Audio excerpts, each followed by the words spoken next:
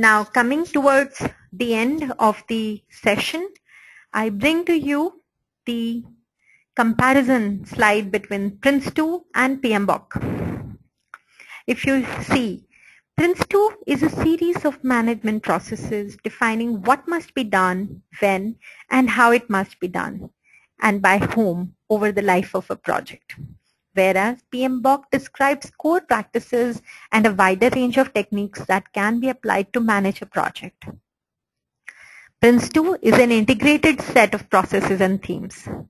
It is not isolated silos that can be selectively applied. So it just doesn't work that you may use 3 principles and 2 processes and 4 themes. Sorry, that is not Prince2. It is an integrated set. You have to take it or leave it.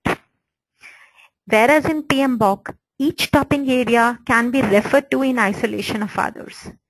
Okay, so if you want to get into the HR or if you want to get into the risk management, you can just take that silo and apply it in your organization. This is possible in PMBOK, but not in Prince2. Prince2 covers all project management roles because there is a clear role description for each role holder of Prince2. So everybody is accountable for the part that they play in success of a project. Whereas in PMBOK, it is completely focused on the project manager. So if the project succeeds, it is the PM, and if the project fails, it is the PM that gets killed. Whereas in Prince2, we can really find out who failed the project. And most of the times, it is not the project manager who is the decision maker. So the decision making capability is with the board. So they are the the owners of the business case in Prince2.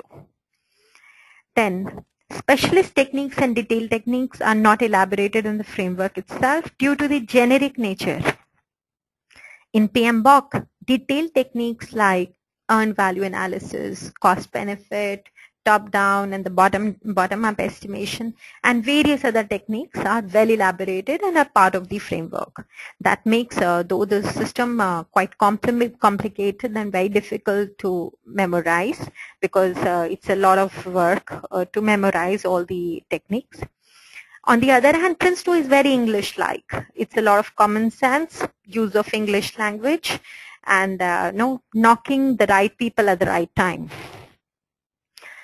Prince2 is a de facto standard method for United Kingdom with a strong presence in Europe, Australia and other typical English-speaking countries, and it's currently very high demand in India since 2010. PMBOK is by far the leading approach in North America and is also accepted worldwide. In a nutshell, as is also written on the APMG side, Prince2 and PMBOK don't compete. Instead, they complement each other. So there are so many people who are Prince2 as well as PMP. It's a complementary project management methodology, so they're not striving for the same place in any case. Now I move you to give